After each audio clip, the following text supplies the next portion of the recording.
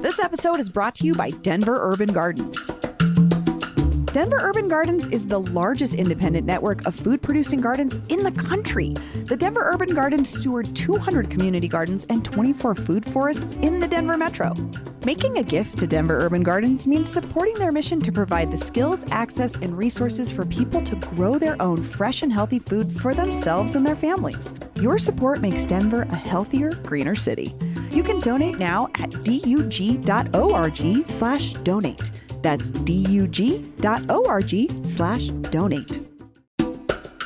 This episode is brought to you by Pine Melon. Ever wish you could get farm fresh produce, eggs, dairy, and meat delivered right to your door? Well, thanks to Pine Melon, it's easy to have the Colorado Farmers Market delivered. Get all your small batch local faves you can't find at the chain grocery store dropped right on your doorstep.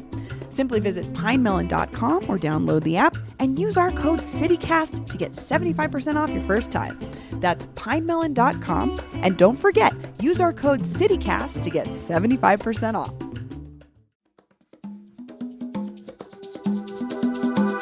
Today on CityCast Denver, international students from Colorado State University in Fort Collins and the University of Colorado's Boulder and Colorado Springs campuses have had their visas revoked by the Trump administration, but nobody seems to know why. Denver Post reporter Elizabeth Hernandez joins me to explain what we know, what we don't, and what's next. Today is Monday, April 7th. I'm Bree Davies, and here's what Denver's talking about.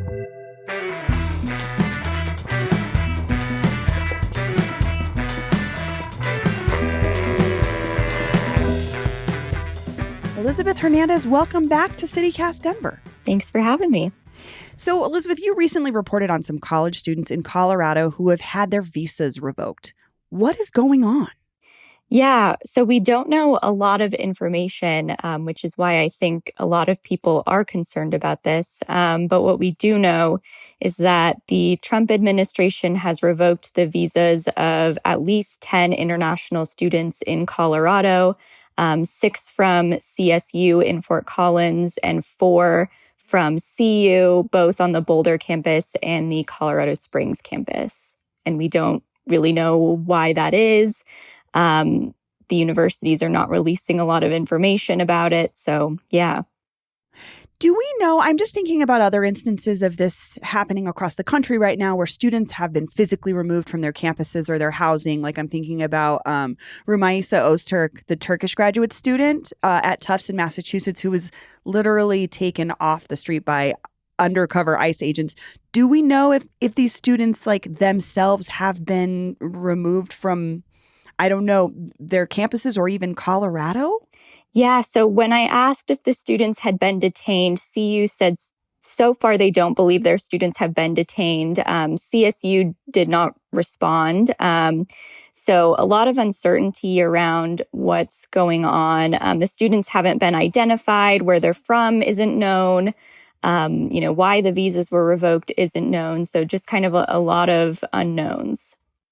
I guess that kind of gets into my next question, which is Secretary of State Marco Rubio said the U.S. State Department has revoked more than 300 visas from foreign-born students they claim have objected to Israel's war on Gaza.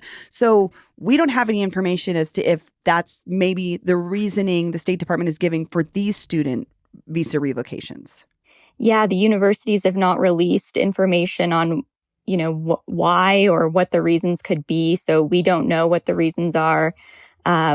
In talking with a local immigration attorney and a professor at CU Boulder, she said this was, a far departure from things we usually see around international students. So a lot of people are wondering what's going on.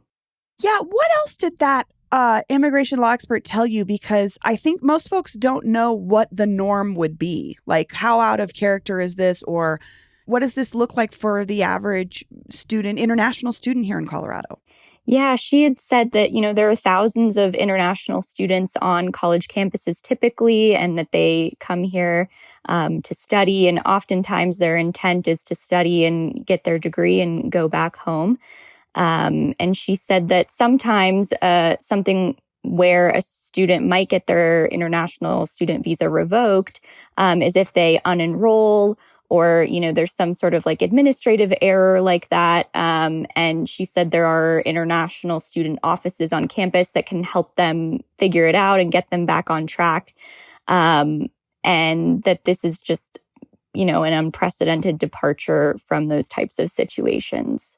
So it sounds like specifically to the targeting of students is not normally something that happens in a visa revocation situation. Right. That was what she had said. Yes.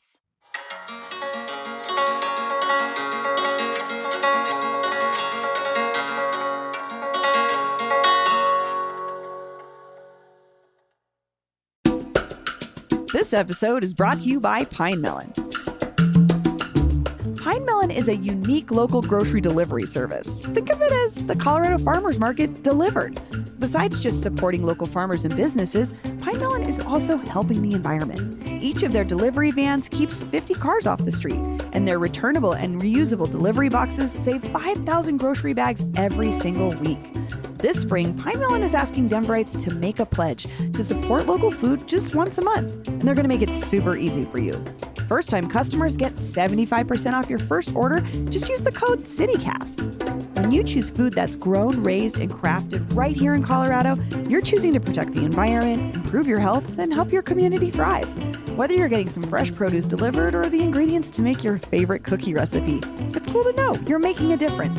Visit pinemelon.com or download the app and use our coupon code CityCast to get started with 75% off. That's pinemelon.com and use the code CityCast to get 75% off. This episode is sponsored by Visit Port Aransas. Just off the Texas coast sits a unique beach town marked with salty vibes and sun-soaked memories. Port Aransas is a place where family traditions unfold naturally, and beauty lies both in island views and the unhurried moments between adventures. It's a place where multiple generations can get together under one roof to share slow beachfront mornings and cool Gulf breeze evenings. An island escape with 18 miles of shoreline to cast your line, kayak with the kids, or simply cruise the coast in a golf cart. My ideal vacation is sitting on a beach, reading a magazine. I love long-form journalism under the sun. One visit and you'll see why so many have anchored their traditions to the island life. Trade mountain peaks for 18 miles of uninterrupted shoreline with an easy flight to Port Aransas, Texas. Go to visitportaransas.com and plan your visit. That's visitportaransas.com. So I'm also thinking about just like the economic impacts, because a lot of this conversation around colleges is also like about money. And I saw some data from the Association of International Educators that said international students at colleges and universities in the United States, quote, contributed $43.8 billion to the U.S. economy during the 2023-2024 academic year and supported more than 378,000 jobs. Do we have any idea of the impacts of this situation on the colleges? Or it sounds like the colleges aren't giving you much information. Yeah, I don't know that at this point, but I know during the first Trump administration, there were a lot of concerns around international students fearing to come to the U.S. and what that might do for revenue at colleges. And so I think that's definitely a story we'll continue to follow. I know when I talked to the law professor, Violetta Chapin, she had mentioned that international students are such a benefit to universities, and there's such an exchange of cultures and information. And so that's another aspect of just kind of benefits for both parties. As a law expert, does she know what students who are in this situation are facing right now? It sounds like we don't have a lot of information about who they are, where they're from. Do we know, or did she know what they may be going through, or like what is happening in this moment with these students? Yeah, both the universities we reached out to had said, if anyone has concerns or is facing something similar, to please reach out to their international student offices. They had advised students to reach out to their home embassy. But yeah, I think at this time there's just a lot of confusion and a lot of unknown information still. The telling them to reach out to their embassies felt like such a big thing it feels more ominous, or like that's how what level this is at is you need to reach out to your home country's officials to figure out what's going on. Yeah, when I had talked with Violetta Chapin, the law expert, she had mentioned, if any international students are planning to travel, to let their families know where they'll be and their itinerary, and to be in contact with an attorney. So I think a lot of people are concerned. Do we know what the international student population in Colorado looks like in general? Like how much of our student body here at the college level are international students?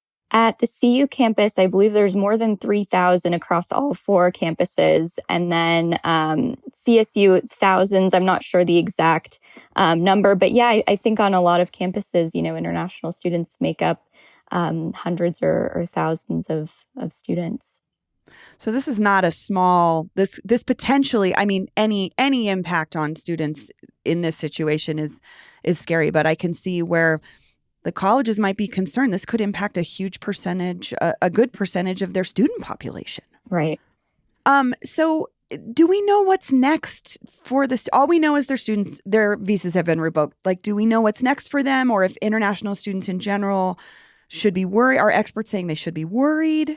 Yeah, experts had said that when this happens, what is next is deportation, whether they self-deport themselves and go home, or whether they are deported by the government. So that's kind of the next step. So what I'm thinking about, too, is just the campus protests that we saw around Israel's war on Gaza in the last year. That was happening at Auraria campus, where actually CU Denver has a school. Do we know if there's any connection? I mean, I know that there's not a lot of information on these students, but have we seen any connection to that protest and that situation and this current situation with the visas? So I checked with the schools on the Auraria campus, and they haven't seen visa revocations there. That's MSU Denver and CU Denver, like you mentioned, and CCD, the Community College of Denver. So all we know so far are these 10, which includes CSU and the Boulder campus at CU and Colorado Springs. Oh my gosh, it just feels, I think the lack of information is the scariest part, especially like you said, you've reached out to the schools and they don't seem to even know the status of where their students are. I think part of it is what they've said is they're not releasing information for privacy reasons. So it's hard to know what they know and what they don't know as well. Sure. Is immigration usually your beat? Is this something that you were surprised by or something that you have covered before? I'm just trying to think of the context of like, how normal is this for something to happen like this in Colorado? As far as higher education, I've covered issues involving international students before, but I think like the law experts said, this is a pretty unprecedented step just in the country in general. Have you talked to any international students who were willing to talk about their situations at all? I have not. Okay. Well, Elizabeth Hernandez, thank you so much. This is a story we're obviously following, but I appreciate you breaking down the reporting you've done so far. Thank you. And hey, are you an international student or know someone who is? We want to hear from you. Call or text the CityCast Denver hotline, where you can remain anonymous, at 720-500-5418. That number again is 720-500-5418. That's all for today here on CityCast Denver. If you enjoyed this show, why not take a minute to tell a college student about us? Rate the show wherever you get your podcasts and subscribe to our morning newsletter and learn more about us at denver.citycast.fm. We'll be back tomorrow morning with more news from around the city. Bye.